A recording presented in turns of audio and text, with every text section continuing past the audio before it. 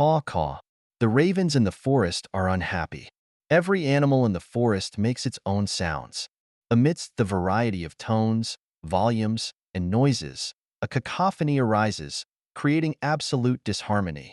This disturbance weakens the forest animals and diminishes their chances against competing species outside the forest.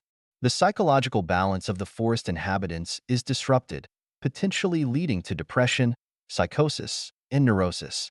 In general, mental disorders often lead to physical ailments, which can result in death and, ultimately, the extinction of forest animals. Every evening, the ravens hold a meeting to discuss this problem and find a way to create harmonious voices in the forest. Many animals attend these meetings, interested in the topic and eager to discuss it. Each brings their own perspective to the issue. The deer says, for example, "I need absolute silence while eating. The slightest movement or sound around me triggers my flight instinct. I run away and lose my appetite. Regaining my desire to eat takes a lot of effort and inner struggle." The rabbits confirm experiencing the same phenomenon. These meetings become a cultural event in the forest. They talk about the meaning of life, survival, harmony, peace, inner balance, and individuality. The ravens reiterate their thesis that the diversity of voices disrupts harmony in the forest and cite studies confirming that all living beings cannot endure polyphony but need simplicity and unison for inner balance.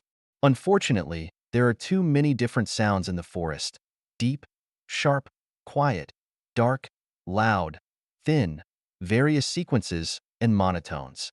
Some animals make noises in the morning, some in the evening, some when scared, and others when bored or happy. The ravens acknowledge everyone's need to express themselves and participate in communication. They understand the differences between animals, but wish for a better life for all forest creatures, where everyone can live contentedly and happily. The animals welcome the idea of a better and happier life, agreeing that the forest has indeed been chaotic and that it's time to organize and regulate everything. The ravens propose finding a single voice that represents the forest. A conference should be convened to choose this voice that will unify the forest animals. The animals praise the ravens' democracy and wisdom. The conference is held, and all forest inhabitants gather to choose the unifying voice. The blackbird's voice is suggested, but the ravens respond, "The blackbird's voice is very beautiful, perhaps one of the most beautiful in the forest, but its melody is too complex for some of us. We need to consider everyone in our selection process, not just the strongest and fastest." The audience nods in agreement.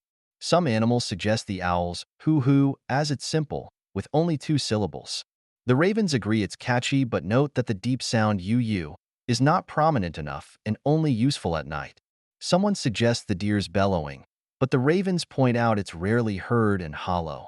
The discussion lasts all day, exhausting the animals.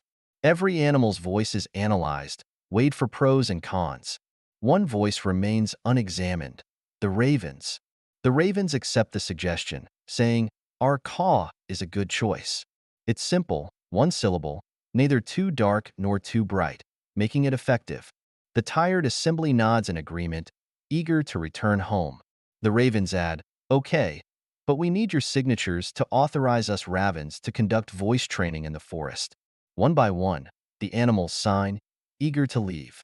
In the following days, the ravens go through the forest teaching the animals to speak the caw language. The ravens establish caw as the unified language of the forest, decreeing that anyone caught speaking their native language will be exiled from the forest. The ravens prevail.